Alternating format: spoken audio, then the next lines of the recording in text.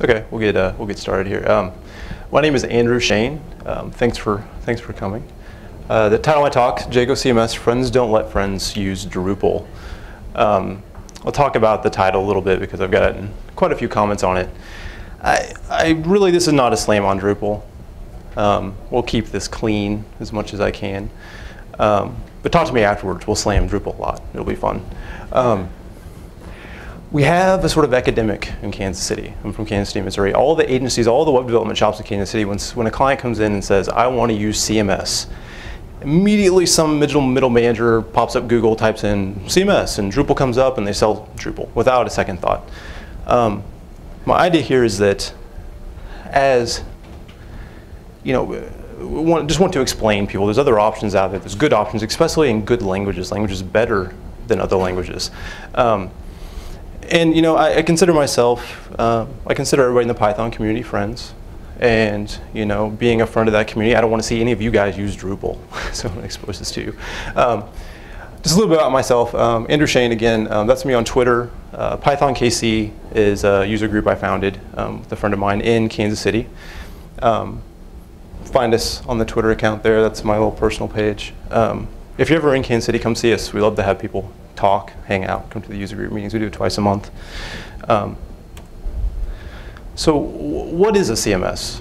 You know, I've explained it. You hear that a lot. It's content management system. The word content management system really doesn't explain it either. The simplest definition I could come up with was it's just a collection of content. Words, pictures, files, events, you know, news articles, schedules. It's everything that goes on a website organized into menus. So we just have all this content. Companies have all these content out there. They just want to organize it, put it in some kind of navigation that the users of their website can get to. The problem here is that there are way too many options for CMS. Where I work at, someone came up and they're like, hey, I found this article. I printed this out. This is all the CMS options we have to look at, and it's like thud, you know, just drops on the table, right? There's way too much stuff out there. So this highlights some of the big ones. You know, you'll see this stuff a lot. Some PHP in there, .NET. I think Teams has even Java, which scares me. I'm not sure. I will shout out to Umbraco. They are an open source .NET who supports Iron Python. So this is a little sneaky trick I do. Clients come in and I can't convince them that Django's the way to go, right? I can't get them to understand for whatever reason. We sell them on Umbraco and we write it in Iron Python. And then they get it hosted on IIS and we're all happy. So that's kind of a, you know, it's a good option if you're forced to use something else. So you're probably thinking, well, you know, we're at PyOhio. There was not a Python option on that list. So, you know, we all love Python. We all love Django. I hope you do anyway. Maybe we got a bunch of new converts to Django from yesterday's boot camp, possibly. Can we have a CMS and use those technologies too? Answer is yes, you can. Django CMS. So there's some links to it. Django CMS is written by a company in Zurich, Switzerland, called Divio. Very smart group of guys. It's a good product. We'll talk about it a lot. You can follow them on Twitter. I highly recommend the IRC channel. It is a very, very friendly and informational IRC channel. If you ever have any troubles with it, someone is usually in there. I'm usually in there at all times of the day to help you through questions, implementation things, stuff like that.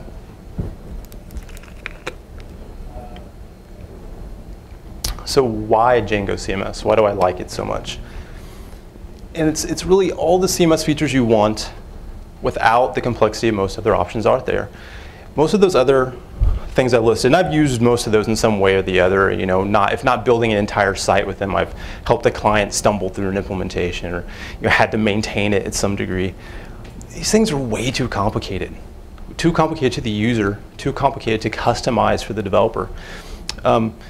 I found that most of the times and stuff with Drupal, WordPress, these things, I spend more time trying to get it to do what it's not meant to do so that I can do what I need to do. You know, it's conundrum. It's I have to completely remove functionality or just hack it into oblivion to get to do what I need to do for the site. So Django CMS it doesn't do that, right? It's a core group of features. It's very pluggable. It allows you to write your own stuff, you know, and it's written in Python, right? Awesome. That's a big success. So let's talk about the features. So what are those CMS features you need? What do I see as the core set of CMS features? They have all of them. Django CMS has all of the features. So you basically have page and menu creation, just the base of all CMS. And I think it's important that Django CMS calls them pages. I think they're nodes in Drupal. An end user has no idea what a node is. They know what a page is. So user management, people need to be able to add users to your CMS. They need to be able to control them. With user permissions, what they can access, what pages they can go and edit, what they can do within those pages. Page moderation, which is like an editorial workflow style. I can edit the page, but I can't publish it. So that passes it along to someone else who says, this is good enough to go to production. It's multi-site and multilingual. So you can have many sites in one admin install, which is really nice. Multilingual, so you can have multiple languages. So it's really flexible in that way. I think we have one site now that's 14 sites and one admin. And the story there was it was actually a Joomla install, multiple Joomla, 14 different Joomla sites. The client wanted to get rid of Joomla, yay. But they didn't want to tell their old provider. We web scraped all their sites, pulled it into one Django CMS site within a couple of weeks. It's a great project for that. Front-end editing. Front-end editing is the feature to me that sells clients. When I'm pitching this to clients, and usually we're up against Drupal, which is why I pick on it so much in a pitch, is that when I show them how easy it is to edit content in Django CMS, they're sold. And that's all they care about. They just want to be able to go to a page, change these words, put up a new image. They're not concerned with anything else, right? The plugin system is what sells developers. So back to, I'm having to hack these other CMSs into oblivion to get them to do what I want it to do. The plugin system in Django CMS allows it to be very, very flexible. Plus you get everything that comes with Django. So you have that framework behind you. You have an ORM. You can use models. Using models to define data is much easier than using some weird interface that creates XML and then you get to use XSLT to pull your data back out. So I against my better judgment and the advice of my peers, I'm going to do a demo of Django CMS. I think you need that context. You need to see it. You need to see these features and how it works to have in your head, what the next slides will do. But I've set rules for myself. I have a question here. Yeah. How easy is it to set up different payment modules? I'm sorry? Payment modules? Payment modules? This would just be a plugin or an old Django app. So if you can do payment in a Django app, you can plug that right into Django CMS easily. So for my demo, I just set some rules for myself because these catch on fire really easy, right? So I'm not going to open terminal. I'm not going to type anything. I'm not going to hit a database. See, there's rules here. I'm going to try to stick to those. So the first thing you'll see here up at the top, this is Django CMS edit mode, this bar up here. That is your front-end editing toolbar. This is what the control panel the users are going to see. So we'll kind of go through here. So template, these are just your available templates. A user can switch templates here, it refreshes, and then would show the content in a different template. If placeholders, and we'll explain placeholders later, are named the same between templates, the content goes with it. So if you have multiple templates with the same placeholder name, you can switch templates and all your content stays with it. They don't have to recreate the content for each template. Page, so you can move add pages, add child pages. You're creating your menu. In the admin, you have site administration, page settings, history. This view history has if you have a certain module installed, you can have revision history on all of your pages. So you can revert back to previous pages and things. That's Django reversion. So what I want to show you so this is my template here. If I go into edit mode, you see now the page refreshes and you see these bars. So these are my placeholders. So in Django CMS, templates have placeholders. Inside of placeholders, they have plugins. Plugins are your content. So this right here, this is a plugin. That's a plugin, that's a plugin, plugin. Right, so it's very modular in that way.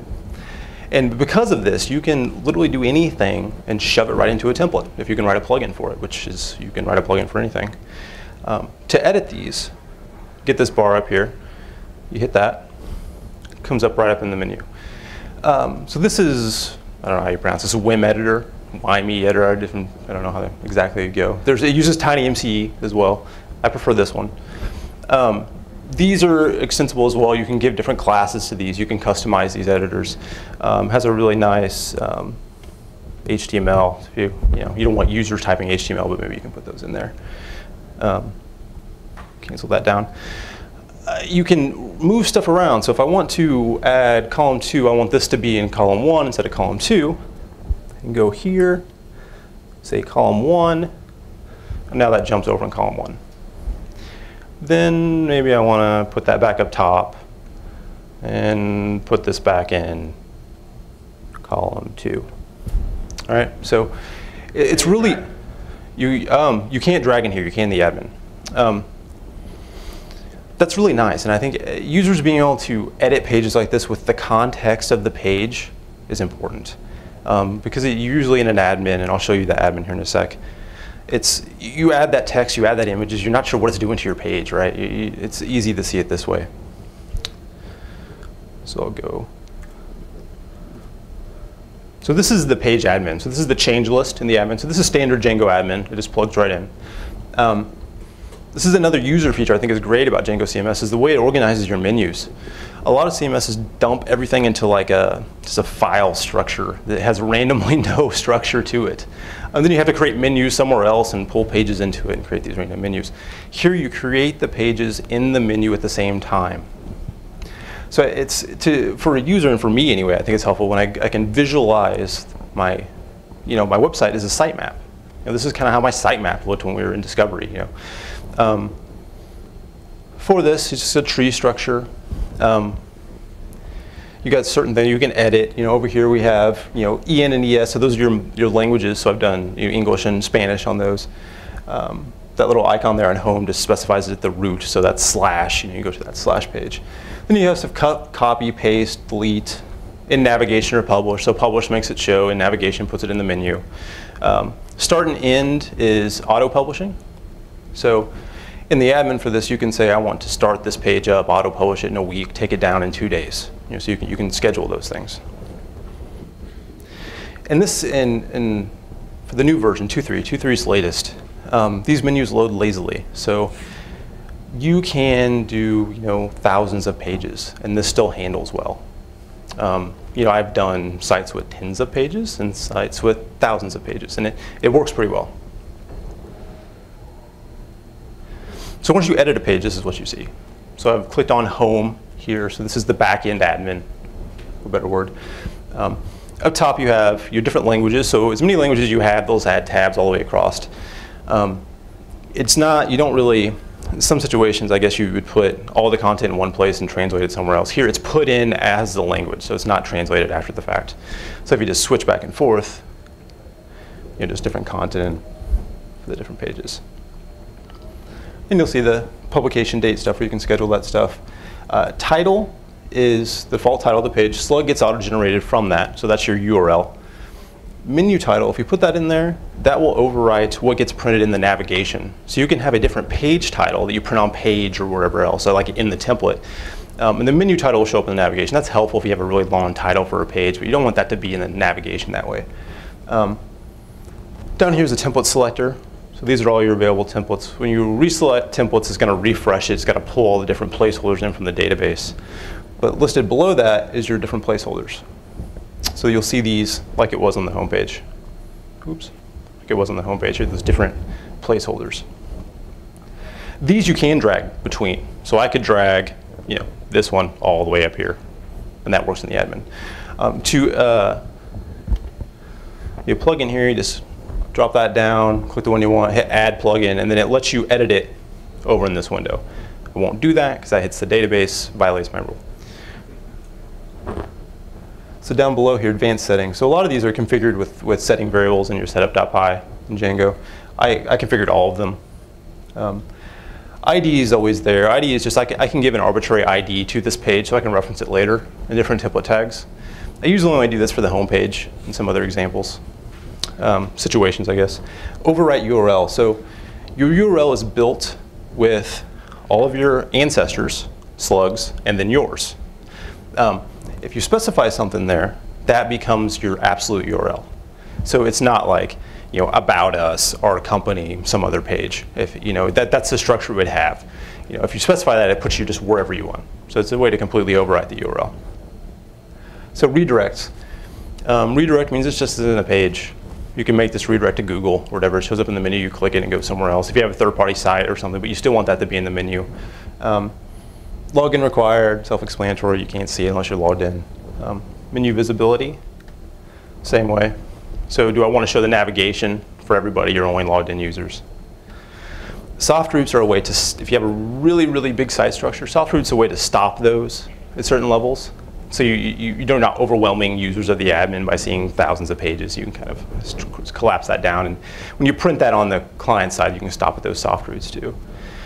Attached menus, adding custom menus to the navigation. And then app hooks, which we'll talk about later. You can also do SEO settings if you've enabled it. So you want to specify a specific page title. Meta tags, keywords, and these get printed with a template tag right into the template. And down at the bottom here are the user permissions. So if you add them, it's basically saying, this user group can edit and delete on these page structures. And you can specify just this page and all of its siblings, this page and all of its children. You have a very fine-grained control over how you let users edit your site. So back to this. This demo code I just showed you, this is all available in GitHub. In hopes that you can just see a working installation, help you out. I committed the SQLite database. I felt really dirty when I did that. But just to help you guys out, so you don't have to set anything up. All that data is there, that default data. It should run pretty easy. I tried to make it very simple to spin up this demo site so you can see it, explore with it, change stuff, write your own plugins, those sort of things. So check it out. Hopefully it's helpful. So templates. Templates are like the building blocks, right? That's the base of any CMS is templates. How many, and I always tell designers when they're coming to me for estimates and things, well, how many templates are you having me make? Because that's what it boils down to. How many unique templates am I going to have to create, and how many plugins am I going to have to put in that template, So it's sort of the base of everything. So this is a Django CMS template. This is the, for the minimum viable template for your startuppers in here. It's the minimum viable MVT of templates, right? So this is everything you need, nothing else to create a Django CMS template. So up top, you're loading CMS tags, menu tags, and the Sakazi. Sakazi is not a Django CMS itself. It's a dependency. But those are the render blocks tags you see. And those are for plugin development. So if you're writing a plugin that has CSS, that has JavaScript, you add it to those blocks with your plugin so your assets get put in the correct places. Through their CMS toolbar, that's the bar you saw here up top. Show menus, obviously printing the menu. Placeholders, and that's it. I mean, you could write a site with this template. It wouldn't be very pretty, but you could. So now let's go through some of the different template tags, settings, and things you'd need to make Django CMS run. So once you've created your templates, you got to let them know what your templates are. Right? So that's what CMS templates is for. And all this stuff goes in your settings.py. If you're familiar with Django, this assumes a little bit of a familiarity with Django. So you're just defining it. It's just a tuple of tuples, your HTML file, which lives in templates, obviously. Get text. Get text is just a lambda. It has nothing to do with Django CMS really. It's a lambda that takes a string and returns a string. This is for caching and translation purposes. So you're just right there. So that's what the users see is that second part of the tuple when they're selecting templates. So placeholders. Placeholders are like the next big part, right? So you get your template and you got to put all your placeholders in it. That's where your user is going to edit content. So the basic one is just placeholder and you name it. Or you can have default content. I use this a lot. So placeholder, homepage content, or just some random content. So what this means, if the user hasn't put in their own content, just show this. So usually I'll get comps back from a designer, HTML files, and I'll usually wrap all their content in one of those. So when the user adds this template for the first time, they can kind of see it. They kind of know how it should look, what we kind of expect it to look like. You can use the Django with tag to pass context into the placeholder. So in this case, I'm saying that this placeholder, when it renders its template, it will have an extra context variable called with a value of 320. So this is handy when you're you're putting placeholders in different places, and the plugins will go in multiple placeholders. So you know if you put a plugin in here, you maybe need to size something to 320, or if you put the same plugin over in this other placeholder, you don't need that size. So that's what that's for. Inherit's cool. Placeholder, home content, inherit. And what this does, if you don't have content, well actually no, this one always does this way. It goes up to the parent page and pulls content with the same name. So if you have like, you know, an about section with 30 pages underneath it, you can put a branding pod on the about home page and have that tier all the way down. So CMS placeholder comp. So once you have all your placeholders defined, it's nice to tell this isn't needed, but it's nice to tell the system about those placeholders, what plugins you want them to use, you know, a text-only plugin. So the text-only plugins, the text plugin I showed you on the home page, you can specify plugins that go into it. So you can add plugins into a text plugin so you see it in the editor. Again, extra context. Limits here is important. So with limits, you can specify how many plugins of a certain kind or globally you want in that placeholder. So if you have a design where you know this really can only take one image, if the end user puts 2 images in here, they're going to blow up the design, right? It's just not going to work. So this is how you kind of, in a way, save the user from themselves. You know, don't give them too much leash they can hang themselves with. So you just limit what they can do. It's for their own good. Show placeholders, or what it says. I want to go and grab content from another placeholder and put it in my template. So you access it by name. I want to find the placeholder footer from this ID. So you need to reference a page. You have to tell me what page this placeholder is on. You can do that by just giving the ID at the top, or you get a current page variable into request. You can do stuff like parent ID, get root, those sort of things. This is kind of a little trick from the docs. So you can do placeholder teaser. So think of this like a sidebar, right? Ads on it, or show placeholder from the root page. So this, you know, if you want to override it, you can. If not, just pull in the default content from the root. So page tags. This is how I'm going to get information from the page. You know, from the current page I'm on, or from pages that I need to ID to. So page URL just gets me the URL for a page. Help is the ID. You see standard things here. Or you can use request.current page again. Page attributes is pulling stuff about the page. So these things in the admin that you specified. I can say print the page title, or its meta description keyword. So those you want to always put up in your head in the template, you know, so they print. If you don't put those, you know, the user can put everything in they want and it'll never show. I've actually used meta keywords before to populate a haystack search index. The client's content was it's lacking. It wasn't good. And even with haystack being as awesome as it couldn't pull stuff back it wanted. So they used meta keywords to just spam that index with stuff they wanted to show up.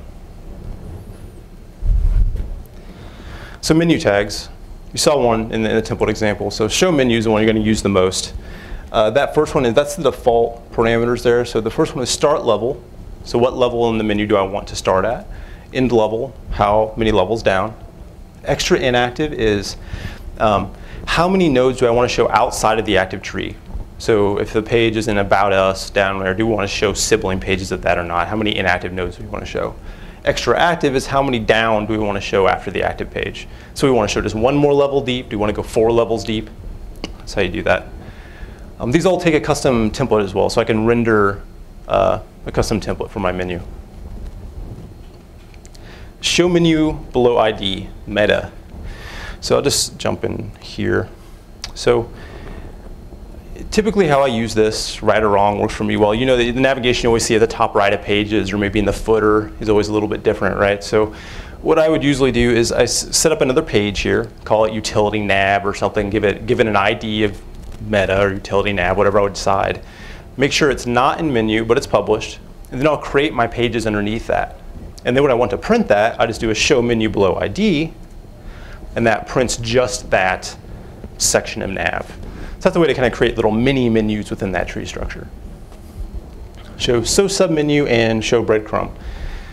Show submenu is only concerned with stuff under the active node, under the active page. So it's going to take the active page and show how many levels down you want. So I'm just one level down. So whatever the active page is, go one level down and show that. Show breadcrumb is what you expect. It's a breadcrumb on a site. So it wants to show I'm in home, about us, our company, or whatever, right? The 2 there tells me how many levels I want to go up. So I do want to go just one level up, all the way up to home. And then again, a custom template. Most of these always take a custom template you can render. Language tags. So page language URL. So I think, as I understand it, hopefully I'm not wrong on this, the page URL I showed you previous is only for the current language that's specified. This way we can get page URLs for different languages. So I'm getting the page language URL for the German version, for the French version of this page, doing that. Language chooser is just this thing. Right, and I've given it a custom template for this, but it gives you that little widget that it creates that drop-down menu so you can switch between languages. So these are the settings. It's a lot of them. I've got most of them. These are listed as defaults. You saw most of these in the admin under advanced settings. That's kind of where most of them go. URL overwrite, menu title overwrite, redirects. I mean, you should remember these from, let's see, from this page down here in advanced settings. So most of these all show up here. Overwrite URL, redirect, soft root, all that stuff just gets put in there. The ones you're not seeing are like public for. So CMS public for equals all.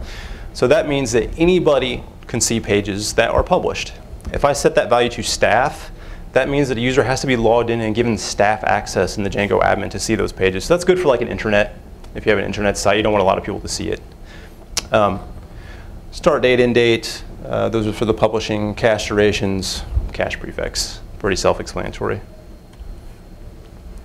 These are some more language-related stuff. So hide untranslated would mean that if this is true, and I go to a page and I switch the language and there's stuff in the menu that's not translated to that language, it's just going to hide it out of the menu. So it doesn't show pages in other languages that aren't translated.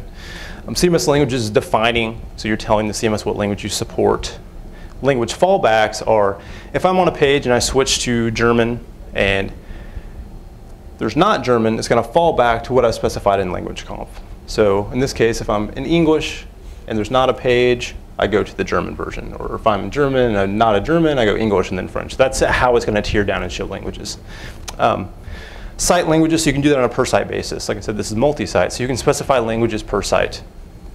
The front-end languages are, this is what's shown to the user. I think it usually defaults to whatever your language, CMS languages is. But so if I want to add a new language, but I don't want to show it in the menu yet, that's how you do it. Like, so I want to add French, but I haven't translated everything yet. You can do that, so it shows up in the admin, but it's not showing up blank pages in the front end of the site. So plugins. CMS comes with Django CMS comes with some built-in plugins that you can use, but I think the real power comes from building your own. And this is what I love about it, because it just provides that flexibility, right? I mean, I can write a plugin for almost anything. So these are the built-ins. I only use like that one ever. I think if it was up to the lead developer, all these would just die in a fire. Because I think it's the power of the plugins, right? We need the community and other people to write their own plugins to write stuff that works better for your implementation, right? So I don't want CMSs that tell me what my content looks like. I want them to give me good tools to model my own. So that's where writing your own custom plugins come in. And you can use these for a lot of things. You know, this could hook into existing Django apps you have installed. You can create UI elements with that. You could hit APIs. It really is just a Django view you can put inside a template. You write it, it's got a model or not, a view and a template, and it prints. So like this one here, let me go here and add. So this is how you would add a plugin to something. I wrote this little button plugin, which is basically just collecting information from the user about their button, and it then generates the HTML for a Twitter Bootstrap button. Right? So this is creating a UI element that would not be easy to do just through the text editor. So custom plugins, we're going to be using the Django polls tutorial If you guys haven't used that or have experience with Django, start there. Just a refresher. So this is what the poll model looks like. From the tutorial. This has nothing to do with Django CMS, it's just from the tutorial. So a poll has a question and a publication date. The choice has the poll, and then the choice, and the votes for that one. So this is what you do to make that example a CMS plugin. So you write another, this is usually in your models.py. You extend from CMS plugin, and then basically define whatever you want. So this is defining just poll. All I want the user to do is select a poll from my database, right? And this is this down here. So if I edit this one, that's what you see. So it's just a listing of the polls. I can select it, I print it, puts it on page. Once you got that defined, you create a CMS plugin. So it extends from CMS plugin base. It takes a model or not, model's not required. It needs a name though. So this is just what the user is going to see when they select your template or select your plugin. Render template is what template it's going to render when this render method runs. And then this is your view, right? This is you can do anything you can do in a Django view here. And what it needs to return is context. It needs to return a dictionary of the context you want to pass to the template. Define that, and then you just register it. So register that with Django CMS. Let it know I've got a new plugin out there the users can use. This is just a template. I won't spend much time on this. Standard Django templates, but it's very cool that you can use Django templates and you're not locked into some proprietary weird templating system. So app hooks. So sometimes a plugin isn't enough, right? So you need to write your own Django, Django app to do something that's a little bit more involved. But what you want to be able to do is let the users decide where that lives in the navigation. So that's kind of what app hooks come into play. So this is all there is to it. This is a CMS app. So you extend from CMS app there, you give it a name, and you tell what URLs to look at. And when you do this, make sure if you have an existing app, remove that from urls.py. This replaces that. So you create an app hook, you register it, and then through the admin, you can go down here and select it. So if I select poll admin here and I save, when a user goes to this page, they are now in my Django app. They're out of the CMS. This is where they're at. So you're in that. Let me just show you. So that happens here. And in here, you can still have placeholders, right? So I can dump placeholders into the template, and I can still edit it. So if I go in the edit mode here, this content goes away. That was a placeholder right? So there's no real content there. The thing with that is that it's not poll specific, right? This is template specific this way. So it's kind of global through these templates. If you want to do something that's page specific, or poll specific, I guess, you use something called a placeholder field, and it's just to add on to the model. And I've got a link there. I don't have time really to go through those, but it's just to become something on your model, and it's a placeholder field, and you get a placeholder in the admin, just like you do in the Django admin. You can add plugins to it. So custom menus. So I've now hooked my app in, right? But I've got some dynamic menus I want to create. So how do I get the dynamic menu? So in this case, we're going to add all the polls we have to that menu.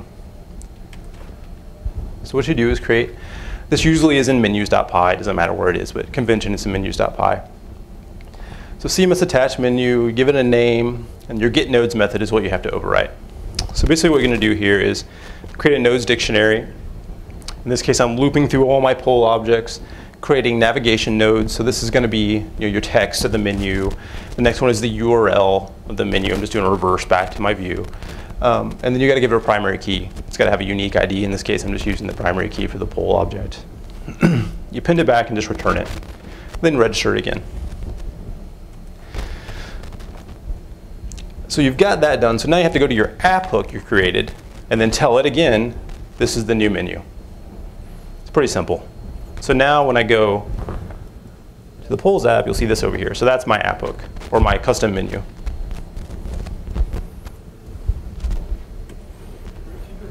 Yeah. Is that the custom menu, or is it up in the tool? This right here. So my menu up here, so polls gets put there by the CMS app. So the user has actually created a polls page and hooked the CMS app into it, which makes polls show up. This what's your favorite Python framework is just the poll that I've created. So this is just, I've created different polls, and if I had more, they would keep listing. And this is just using a standard, I think this is a show submenu template. So extensions. These are really just apps. These are just app hooks, right? But this is built in the mind for Django CMS. So this is just some third-party apps that I install in most all of my sites, just to let you guys know. Django Filer. So Django CMS itself does not come with image and file management, those sort of things. It depends on Django Filer. And this is back to, Django CMS just wants to have core features. And it wants to have the community build things around it and have them vet out what's good, what's bad, what they're going to use. So Django Filer is kind of I think the one that's risen to the top that most people use for asset management. CMS Plugin Filer is just a set of CMS plugins that hook into Filer. So you got image, video, teaser, file, things, so they'll pull those in. Let me probably show one real quick, maybe.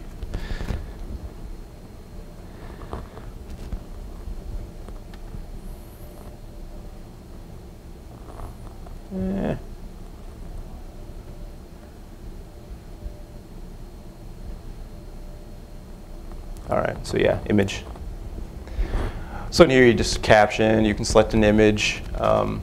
It's got some really nice cropping, and it requires easy thumbnails, so you can do some really nice cropping and auto-sizing of images. So if you know, and usually it's kind of nice because I can tell the end user, just upload the biggest image you think you're going to need. And then we can crop it down. I've worked with agencies before where they'll have some production guys in there making 8,000 different size versions of images. That's terrible. Just do it with easy thumbnails. Use this. Django reversion. So this is what I talked about earlier. If you install this, you'll get page history. So I can revert back to any page, version of the page in its history. CMS plugin blog. It's a blog app. It's pretty good. Django CMS redirects. This is a small app, and I had to pitch this because I built this. A friend of mine built this in my company. Basically, what this allows you to do is just create 301 or 302 or 410 status codes on redirects. So if we take over a site, we're rebuilding it. Most likely, we're changing all your URL structure. But for SEO purposes, to help Google out, we need to let them know where we've put your content at, right? So you can put in an old path and a new path, and a 301 or 302 redirect, whatever you decide. Or you can put in the old path, and if it doesn't get pulled to the new page, you just don't specify it and you get a 410. So you can let Google know where your content is.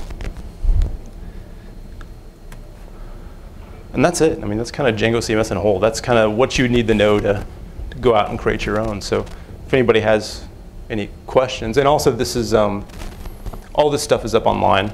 So my slides are hosted, so links for them.